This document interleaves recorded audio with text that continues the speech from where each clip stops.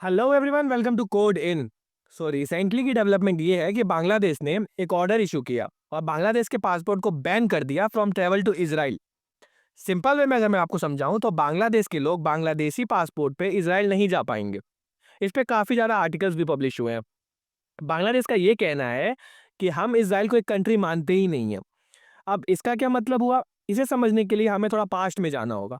1971 में जब बांग्लादेश बना था, तब इंडिया और भूटान के अलावा किसी ने उसे रिकॉग्नाइज नहीं किया था। यूएसए एंड यूके का सारे देशों पे इतना प्रेशर था कि आप बांग्लादेश को एज अ कंट्री रिकॉग्नाइज नहीं करेंगे। तब भी इसराइल ने यूएसए की बात नहीं मानी और बांग्लादेश को एज अ कंट्री रिकॉग्नाइज किया। आयरनी ये है कि बांग्लादेश ने कभी इसराइल को एज अ कंट्री रिकॉग्नाइज नहीं किया। 1971 से 2021 तक बांग्लादेश ने ये रिस्ट्रिक्शन लगाए रखा।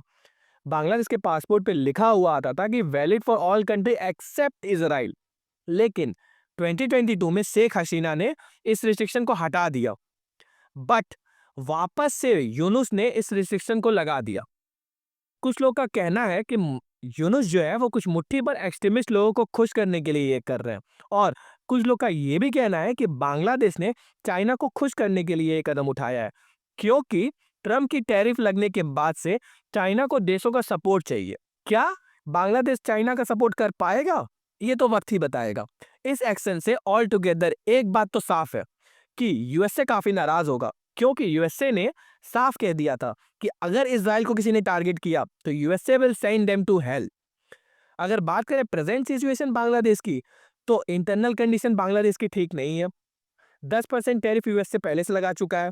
इंडिया ने ट्राई जंक्शंस को भी रोक दिया है, जिससे बांग्लादेश को ट्रेड में काफी ज्यादा नुकसान हो रहा है। बांग्लादेश के आर्मी चीफ भी मोहम्मद यूनुस के एडमिनिस्ट्रेशन से खुश नहीं है।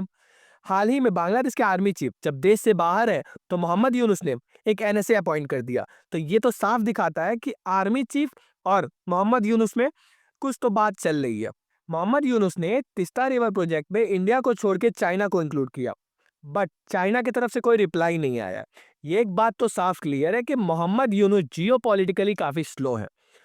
उनको ये बात नहीं दिख रही है कि यूएस चाइना के ट्रेड वॉर में चाइना कभी इंडिया से पंगा या कभी इंडिया को हर्ट करना नहीं चाहेगा, क्योंकि इंडिया एक बहुत बड़ा मार्केट है।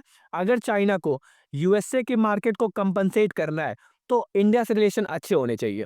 तो आपको क्या लगता है, यूनुस की जियोपॉलिटिकली एक्टिविटी कहाँ तक चलेगी? इसके बारे में कमेंट में लिखना ना भूलें, और मेरे चैनल को लाइक, फॉलो और सब्सक्राइब करना भी ना भूलें।